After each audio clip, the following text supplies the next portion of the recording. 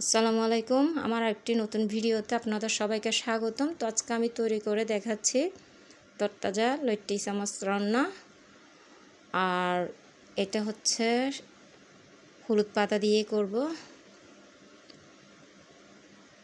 দেখতে পাচ্ছেন একটি প্যান আমি তেল দিয়ে দিচ্ছি 2 ধরনের, সরিষার তেল প্লাস সয়াবিন তেল। আর এই রান্নাটা আমি 2 তেলের মিশ্রণে করব। আর আমাদের এখানে আসলে গ্যাস 2 দিন ধরে না থাকার কারণে সিলিন্ডারে রান্না করতে হচ্ছে। তা এই রান্নাটা আমি সিলিন্ডারে করতেছি, দেখেই বুঝতে পারবেন। যেহেতু তেলটা হয়ে গেল, আমি পেঁয়াজটা দিয়ে দিলাম। আর এই সামুদ্রিক তরতাজা লইট্টি চামচটা কিন্তু আমাদের চট্টগ্রামবাসী খুবই প্রিয়। দেখতে পাচ্ছেন এখানে আমি টমেটো কুচিটাও দিয়ে দিলাম, যেহেতু পেঁয়াজটা একটু ব্রাউন কালার হয়ে আসলো তাই। আর এই মাছটা থাকলে কিন্তু আসলে অন্য কোনো শাকসবজি লাগে না। তো এখানে আমি স্বাদ মতো লবণও দিয়ে দিলাম, কাঁচামরিচগুলো ভেঙে দিচ্ছি। দেখতে পাচ্ছেন খুবই মজাদার এবং খুবই লোভনীয় মাছ এটা। আর আমরা সবাই জানি সামুদ্রিক মাছ কিন্তু সবার জন্য খুবই উপকারী। দেখতে পাচ্ছেন আমি কষানোর জন্য পানিটা দিয়ে দিলাম। আর সামুদ্রিক মাছে কিন্তু প্রচুর পরিমাণে আয়োডিন থাকে, যেটা আমাদের শরীরের জন্য খুবই প্রয়োজন। আমি তেলটা একটু নেড়ে চেড়ে দিলাম যাতে করে তেলটা ফুটে গায়ে না পড়ে, তাই।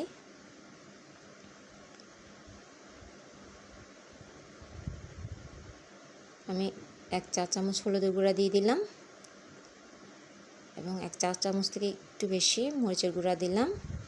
আর এই লইট্টি চামচ রান্না করতে কিন্তু মরিচের গুঁড়া বেশি লাগে না। দেখতে পাচ্ছেন এগুলোকে নেড়ে চেড়ে দিচ্ছি।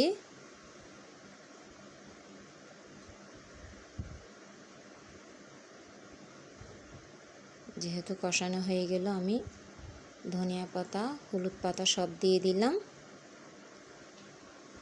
আবারও নেড়ে চেড়ে দিচ্ছি। এরই মাঝে আমি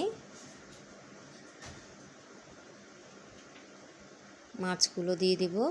আর মাছগুলোকে কিন্তু আমি আগের থেকে ভালো করে পরিষ্কার করে নিয়েছি, দেখেই বুঝতে পারবেন।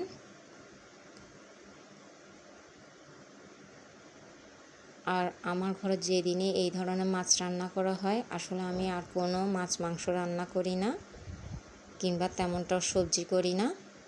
এটা দিয়েই আমাদের কিন্তু অনায়াসে ভাত খাওয়া হয়ে যায়। আপনারা অবশ্যই এইভাবে একবার হলেও তৈরি করে দেখবেন। আর এখন কিন্তু বাজারে এই ধরনের মাছগুলো পাওয়া যাচ্ছে। আমি বাকি হলুদ পাতাটাও দিয়ে দিচ্ছি।